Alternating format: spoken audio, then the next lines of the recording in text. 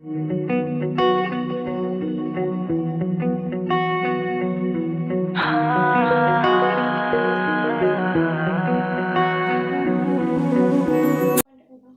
of trigonometric functions. The trigonometric functions चे limit कळायचे. Trigonometric function म्हणजे कुठले कुठले? साइन, कॉस, टॅन, सेक, कोसेक आणि कॉट. नुसते हे साइन, कॉस, टॅन असतील तर त्याचे लिमिट्स कसे येतील बघा.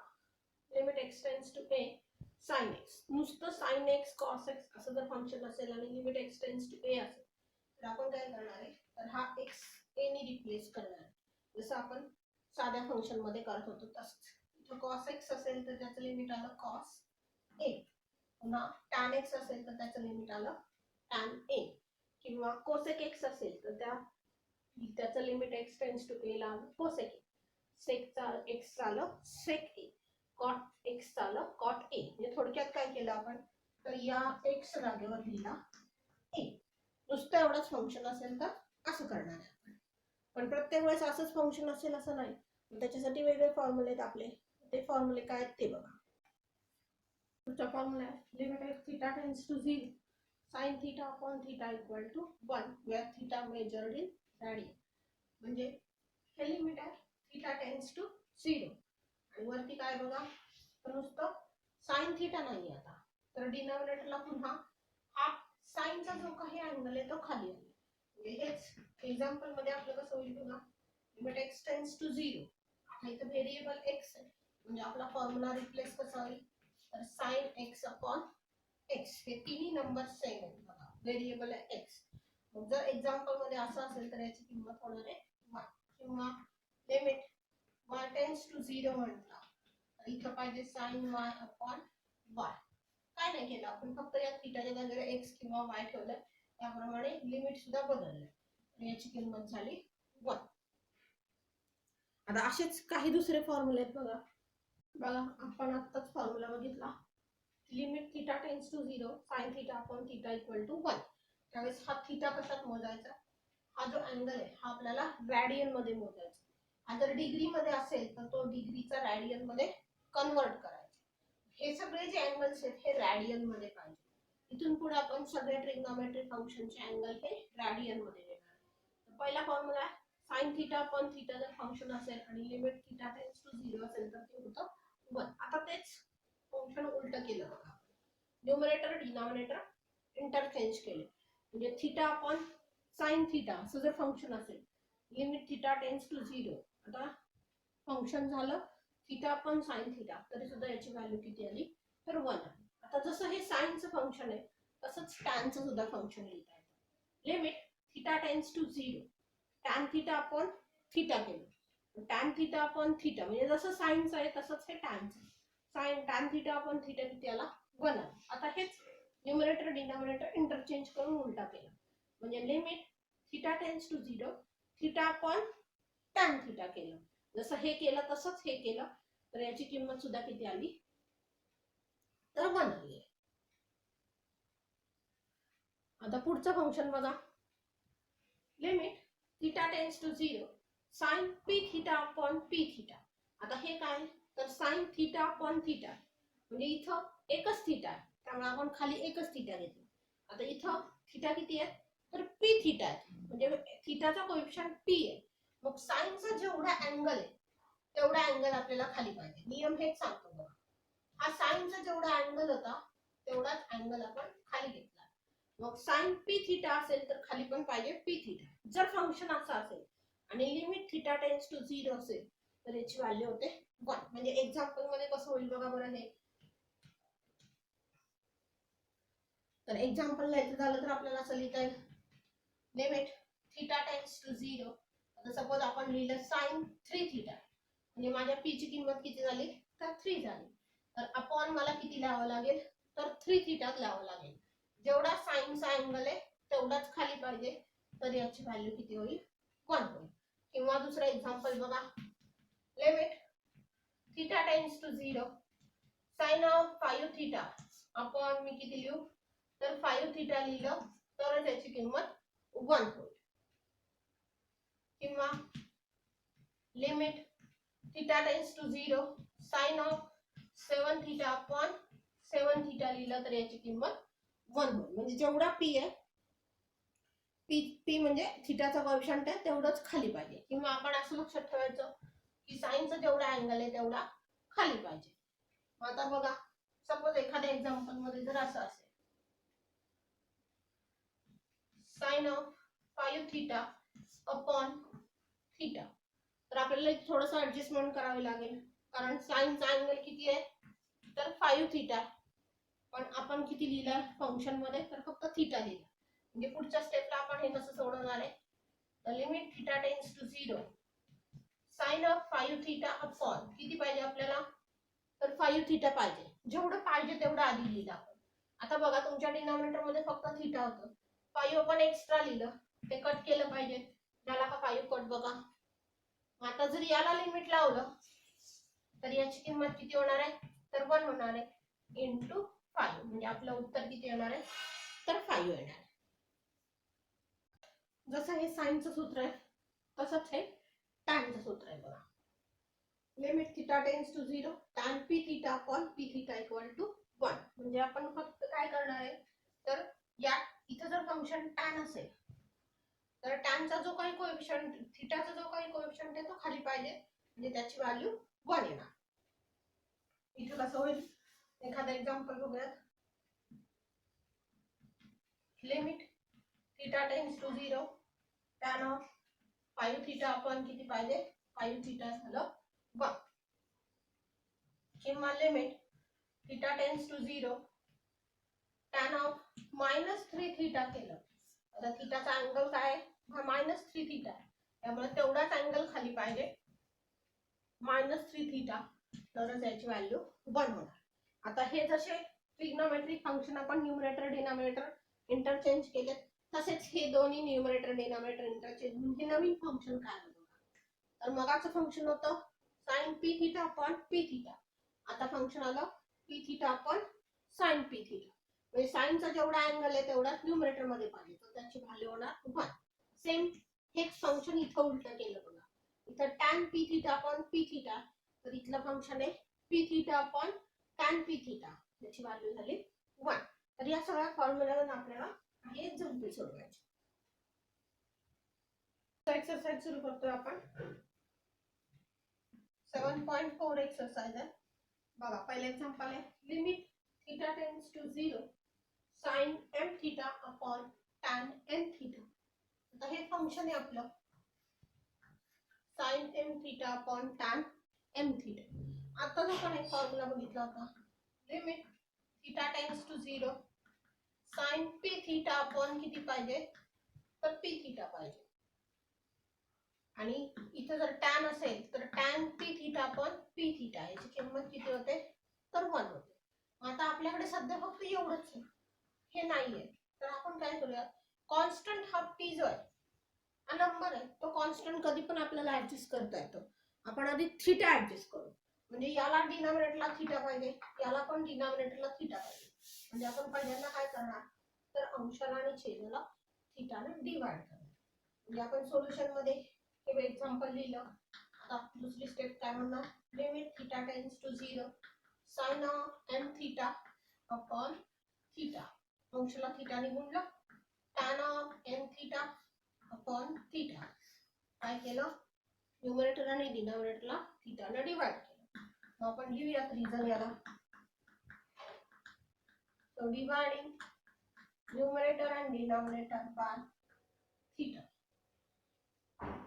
आता आपण लिमिट सेपरेट करूया, किंवा तुम्हाला हा कॉन्स्टंट ऍडजस्ट करायचा आधी तो कॉन्स्टंट ऍडजस्ट करा, तुम्ही कसंही करू शकता. आता बघा, limit theta tends to 0 sine of m theta upon, हा नुसताच थीटा आहे, त्याच्या शेजारी कोण पाहिजे, तर फॉर्म्युला सांगतो, m थीटाचा जो कोएफिशियंट आहे m, तो इथे खाली पाहिजे.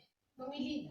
आता हा m मी एक्स्ट्रा लिहिला ना, इथं नव्हता तो मी एक्स्ट्रा लिहिला, कट केला बघा, हे m कॅन्सल केलं तर हे एवढंच शिल्लक राहील. आता ना, हा जर मी m कॅन्सल केला तर sine m theta upon theta हे एवढंच शिल्लक राहील. अपॉन खाली सुद्धा तसंच होईल, tan m थीटा अपॉन नुसताच थिटा आहे. याला मी इथं n लिहिला गुणाकारात आणि पुन्हा n अंशस्थानी लिहिला. हा n जर कॅन्सल केला तर हे एवढंच राहील, tan n theta upon theta. आलं? आता मी काय करणार, तर न्यूमरेटर आणि डिनॉमिनेटरचा लिमिट सेपरेट करणार आणि हा जो m आहे आणि हा n आहे तो या लिमिटच्या बाहेर काढते. आधी आपण लिमिट सेपरेट करून टाकूया, म्हणजे पुढच्या स्टेपला आपण कसं म्हणणार आहे, तर limit theta tends to 0 sin m theta upon m theta. हे झालं न्यूमरेटरचं लिमिट.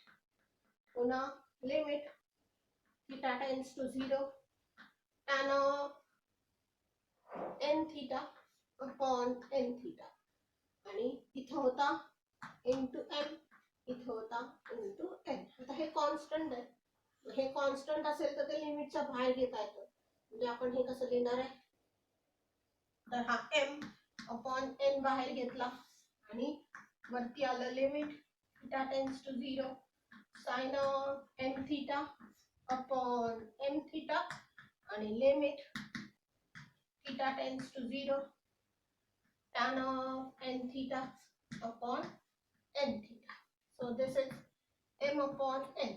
आता फॉर्म्युल्याप्रमाणे याची किंमत किती झाली, 1. फॉर्म्युल्याप्रमाणे याची किंमत किती झाली, तर 1. म्हणजे तुमचं उत्तर किती आलं, तर m upon n आलं. दुसरं एक्झाम्पल बघा, limit x tends to 0 sec x minus 1 upon x square. Limit x tends to 0. आता इथं लिमिट x टेंड्स टू 0 म्हणजे डिनॉमिनेटरला x स्क्वेअर आलाय आणि इथे sec x minus 1. तर आपण अंशाचं रॅशनलायझेशन करायचं. म्हणजे आपण मागच्या पॉइंट मध्ये बघितलं इथं मायनस आहे, तर sec x प्लस 1 ने अंशाला आणि छेदाला गुणायचं. काही एक्झाम्पलचा पॅटर्न हा लक्षातच ठेवायचा. So this is limit x tends to 0. तर हे काय बघा, a मायनस b आणि a plus b. a minus b a plus b किती येतं, a minus b into a plus b काय येतं, a square minus b square. त्याप्रमाणे इथं कसं होईल, तर sec square x minus 1 upon हा 1 चा स्क्वेअर होणार म्हणजे 1च, x square into sec x plus 1. आता sec स्क्वेअर x मायनस 1 म्हणजे आपला फॉर्म्युला काय असतो, तर 1 plus tan square theta equal to sec square theta. त्यामुळं sec स्क्वेअर थीटा मायनस 1 किती झाला, तर tan स्क्वेअर थीटा झाला. त्याप्रमाणे इथे किती आलं, तर tan स्क्वेअर x आलं upon x square into sec x plus 1. तर लिमिट सेपरेट करूयात आपण. बघा इथं tan स्क्वेअर आहे आणि इथं x स्क्वेअर आहे. तर हा जो x स्क्वेअर आहे हा x स्क्वेअर याच्या छेदस्थानी आपण अंशात लिहूया. म्हणजे पुढची स्टेप आपण कशी लिहिणार बघा, तर tan square x upon x square. हा जो x स्क्वेअर आहे तो याच्या छेदस्थानी आपण अंशात लिहिला आणि खाली आहे sec x plus 1. So limit x tends to 0. आता आपण काय करूया, तर हे लिमिट सेपरेट करूया. अंशाला पण लिहूयात आणि छेदाला पण लिहूयात. So limit x tends to 0 tan square x upon x square upon limit x tends to 0 sec x plus 1.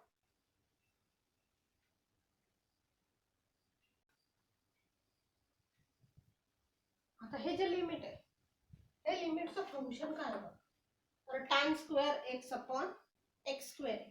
म्हणजे वरती tan चा स्क्वेअर आहे आणि खाली x चा स्क्वेअर आहे. आपल्याला हे असं लिहिता येईल बघा,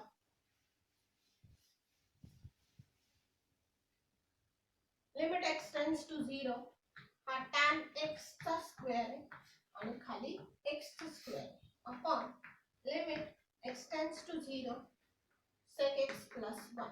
आता हे अंशात पण वर्ग आहे, छेदात पण वर्ग आहे. म्हणजे आपल्याला असं लिहिता येईल limit x tends to 0 tan x upon x या सगळ्याचा हा वर्ग आहे.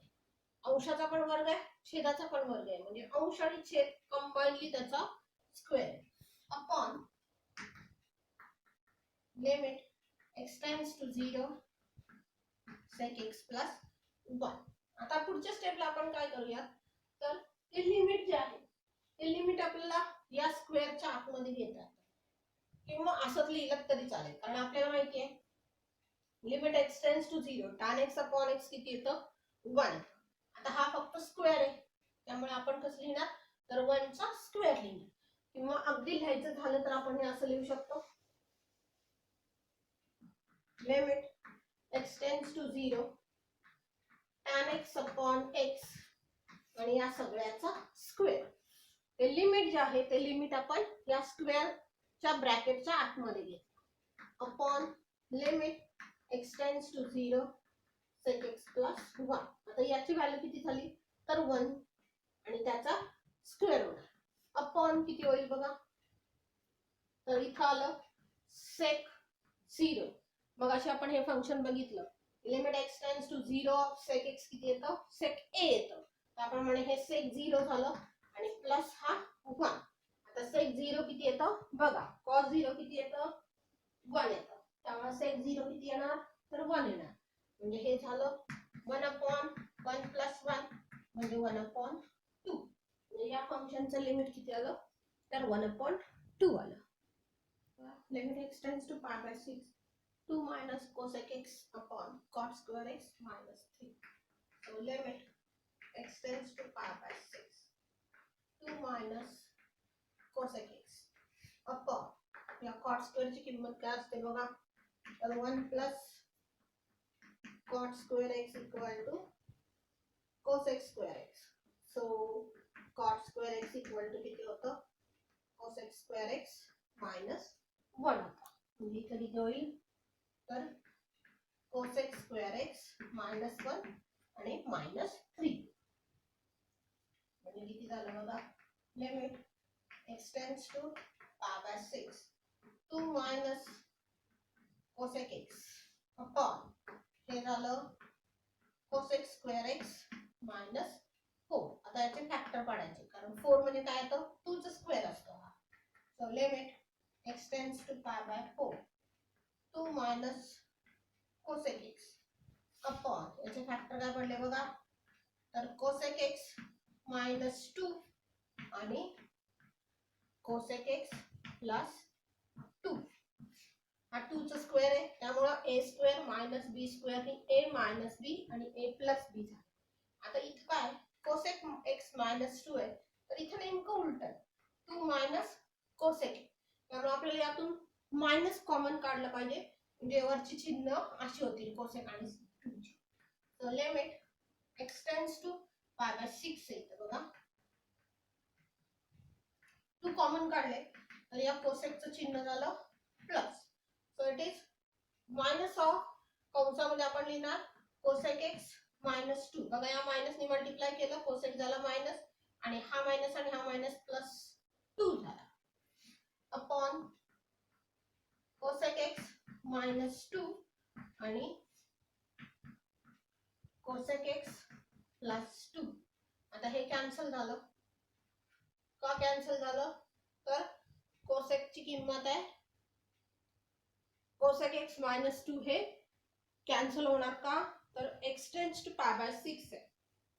म्हणजे x ची व्हॅल्यू बघा, हे x tends to pi by 6 आहे, म्हणजे x पाय बाय 6 नाही, म्हणजे कोसेक x जो आहे म्हणजे कोसेक पाय बाय 6 हा कधीच 2 असणार नाही. आणि तो 2 असणार नाही म्हणजे त्यांची वजाबाकी जी आहे ती वजाबाकी 0 असणार नाही. म्हणजे काय, तर cosec x minus 2 is not equal to 0 असेल, म्हणून आपण ते कॅन्सल केलं. मग आता शिल्लक काय राहिलं बघा,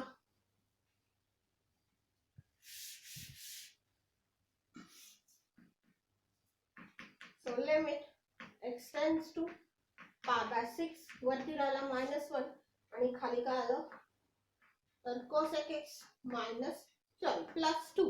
आता जिथं जिथं x दिसतं तिथं तिथं सरळ पाय बाय 6 ठेवायचं म्हणजे -1 अपॉन इथे किती आलं तर cosec पाय बाय 6 +2. आता cosec पाय बाय 6 किती येतं आठवा cosec म्हणजे sin आला sin पाय बाय 6 किती असतो 1/2 असतो त्याचा रेसिप्रोकल असतो cosec म्हणजे याची किंमत किती झाली 2 म्हणजे हे झालं -1/4.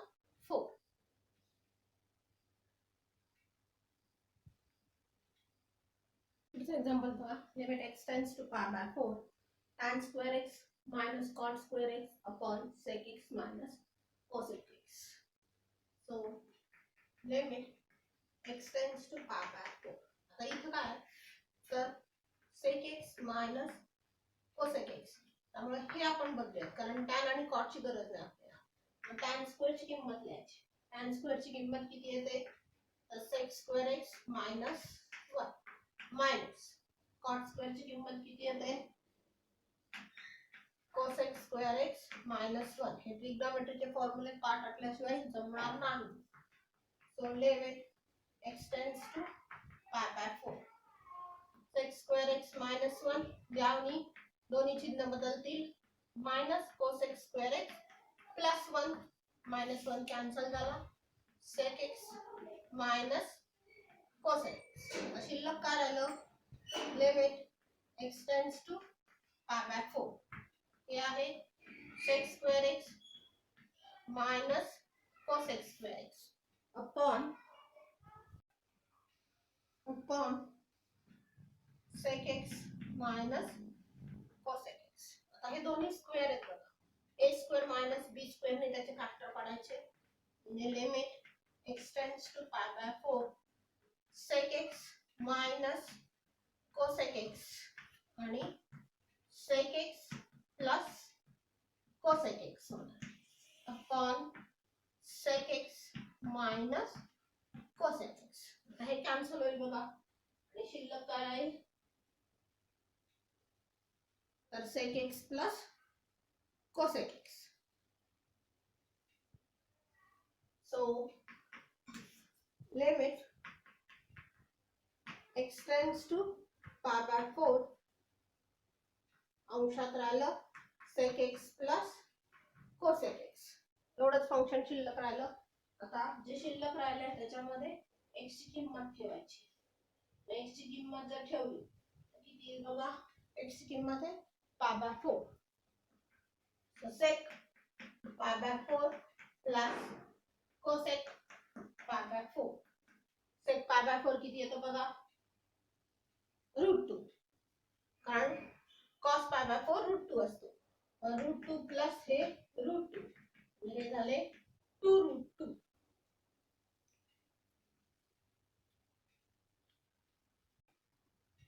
पुढचं एक्झाम्पल बघा limit x tends to pi √1 minus cos x minus √2 upon sin square x.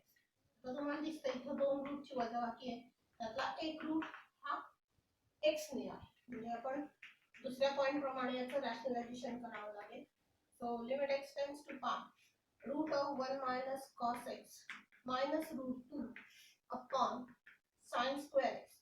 त्याला कशाने मल्टिप्लाय करणार आपण तर 1 minus cos x plus √2 upon √1 minus cos x plus √2.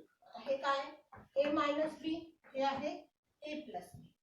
So limit x tends to पाय किती आलं तर √1 minus cos x याचा झाला स्क्वेअर आणि √2 चा झाला square a square minus b square upon काय शिल्लक राहिलं बघा sin स्क्वेअर x आणि इनटू आलं 1 minus cos x plus √2 हे ब्रॅकेट मध्ये लिहायचं. So limit x tends to pi हे किती आलं रूटचं स्क्वेअर म्हणजे रूट निघून गेलं 1 minus cos x minus √2 चा स्क्वेअर झाला 2 upon sin square x आणि √1 minus cos x plus √2. आता हे किती किती होतील बघा, तर -1 आणि -cos x. So limit x tends to pi, इथे किती आले, तर -cos x आणि -1 अपॉन डिनॉमिनेटर तसाच राहील sin square x into root of 1 minus cos x plus root 2. आता काय करूया, तर यातून मायनस कॉमन घेऊयात आणि हा sin स्क्वेअर आहे तो sin square 1 minus cos square करूया. लिमिट x टेंड्स टू पाय, न्यूमरेटर मधनं मायनस कॉमन काढलं म्हणजे झालं minus of cos x plus 1 upon sin square ची किंमत लिहिली 1 minus cos स्क्वेअर x, बाकीचं तसं. So this is limit x tends to pi minus of cos x plus 1 upon त्याचे फॅक्टर पडले बघा 1 minus cos x आणि 1 plus cos x आणि into root of 1 minus cos x plus root 2. आता हा जो प्लस चा ब्रॅकेट आहे हा कॅन्सल होईल, शिल्लक राहिलं limit x tends to pi, वरती आलं -1, खाली आलं 1 minus cos x into root of 1 minus cos x plus root 2.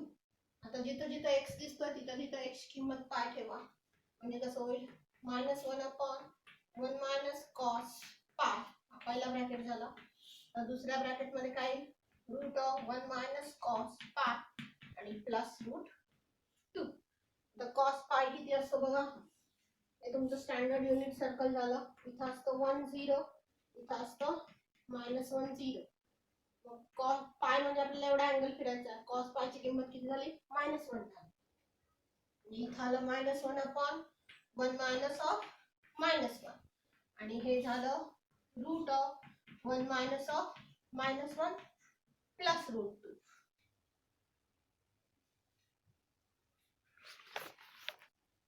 म्हणजे किती होईल -1 अपॉन हे मायनस मायनस झालं +1 आणि हे रूट मध्ये आलं मायनस मायनस +1 आणि प्लस रूट 2, म्हणजे हे रूट 2 झाले. म्हणजे टोटल उत्तर किती आलं बघा तुमचं, सो -1 अपॉन 2 आणि हे रूट 2 प्लस रूट 2 झालं, म्हणजे 1 अपॉन